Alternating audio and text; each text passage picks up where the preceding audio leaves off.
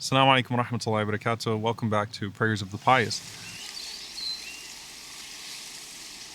Many of the times when you look at the fears of the prophets and the fears of the companions and the fears of the righteous, you see that they actually fear things that wouldn't make sense to us because they were so good at so many things and they were so far away from the evil traits that they feared falling into that it almost doesn't make sense. And that's really because of the standards that they held for themselves. So Ibrahim alayhi salam, Abraham is called the Siddiq, the truthful one.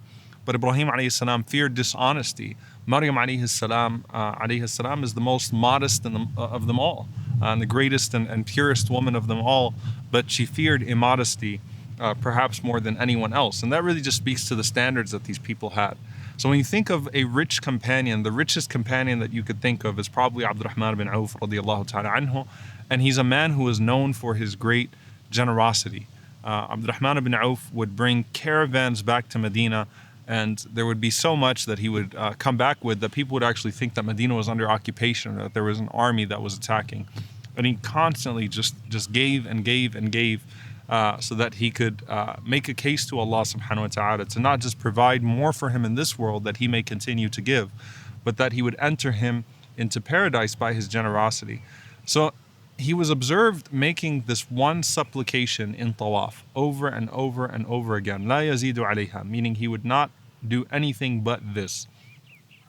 Imagine this man, this generous man, walking across or walking around the Kaaba 7 times, and the only dua he makes is Allahumma qini shuhha nafsi, Allahumma qini shuhha nafsi, Allahumma qini shuhha nafsi. Oh Allah, protect me from the greed of my soul. Oh Allah, protect me from the greed of my soul. Oh Allah, protect me from the greed of my soul. And he was asked why he was only making that dua. He said, because if I'm protected from the greed of myself, lam azni wa lam asriq wa lam af'al shay'a, then I would not steal, I would not commit adultery, and I would not do anything evil.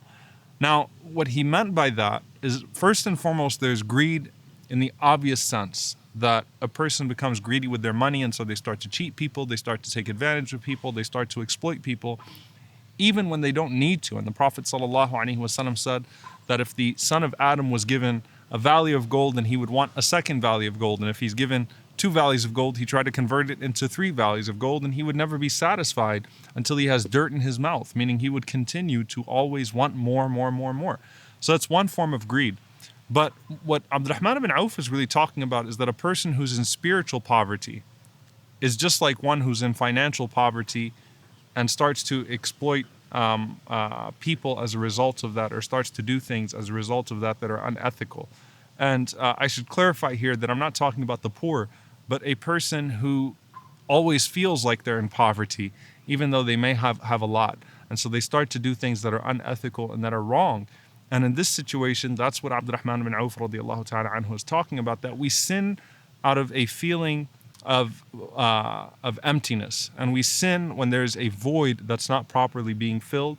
And often that same emotion that triggers exploitation in the financial sense allows a person to do things that are well beyond the bounds of decency for their self and for their soul as well.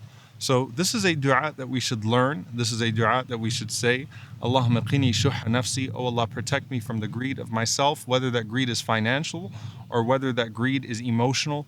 Whatever greed that is that would cause me to transgress and that would cause me to desire or to try to attain more than what Allah subhanahu wa ta'ala has written for me in a way that is not pleasing to him. Allahumma ameen. Jazakumullahu khairan. Inshallah ta'ala, I will see you next time. Wassalamu alaikum wa rahmatullahi wa barakatuh.